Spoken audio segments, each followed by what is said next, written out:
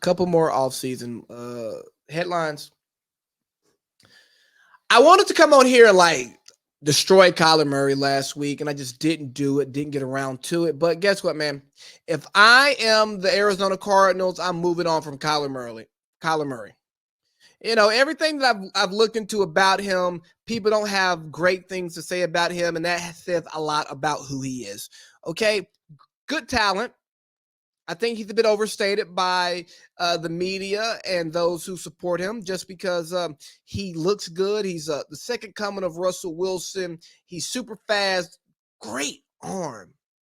But just like his coach, Cliff Kingsbury, he falls off towards the end of the year. He's easily hurt. In the playoff game, he did not run nearly as much. Lowest amount of rushing attempts. Apparently, it was all because he wanted to preserve his health in order to get paid. But guess what? Productivity gets you paid. Let me say that again. Productivity gets you paid. If you compete at a high level, you get paid. You're trying to get paid. Look who hasn't got paid. The guy who preceded you at the University of Oklahoma, Oklahoma University, Baker Mayfield. He's won a playoff game. He turned around a shitty franchise too. Or maybe he was part of that turnaround, along with the great moves by the front office and the coaching change, just like you. Guess who won a playoff game? Won MVP? Lamar Odom. Get out of here. Lamar Jackson hasn't got paid yet. Didn't get paid early. May play out his fifth-year option. Kyler, what have you done to earn that? You haven't thrown 30 touchdowns in a year yet. You're not throwing single-digit interceptions. You're not finishing season strong. You didn't put it all out on the line to win a playoff game. The narrative around you is you last in, first out. You act more like a baseball player than a football player. More about you than it is about team. And I get it. You're well accomplished. Top 10 draft pick in 2 sports. So you have every right to feel yourself. But guess what, man? You play a team game. It's not baseball. Baseball is a team game that is dominated by individuals. Your individual play in baseball is just you. You do you. It doesn't matter what everybody else does. Not in baseball. As long as you do your job, you've done your job, you've played well. Playing quarterback in the NFL, it's not that Kyler Murray.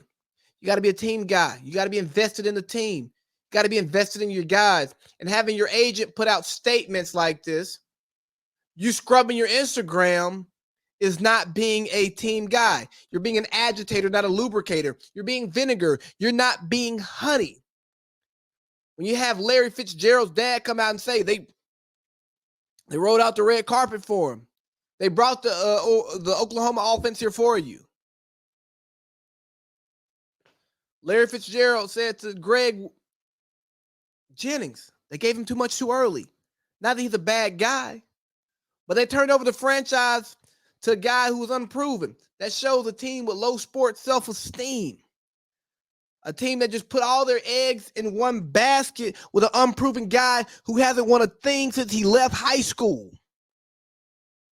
A guy who's an outlier. You want to put all your eggs in a 5'9", 207-pound basket, you can do that. But hell, I'm more inclined to rock with Washington by putting their eggs in the Carson Wentz basket. Carson Wentz, much like Kyler Murray, a little bit disassociated from the team, not the best teammate. But he's a 6'5", 240-pound freak. He has a crazy cannon. He can run.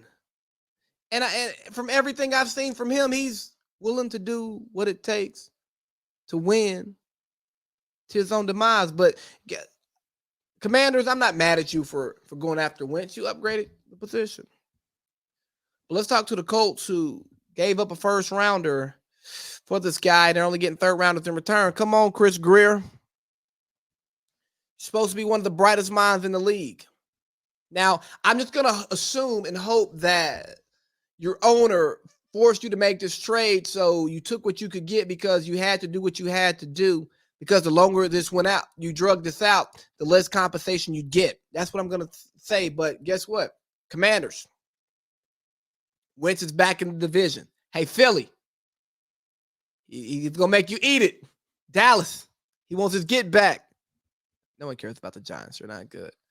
But Carson Wentz is back in the NFC East. Ron Rivera has him like a Cam Newton 2.0. We'll see what comes of that.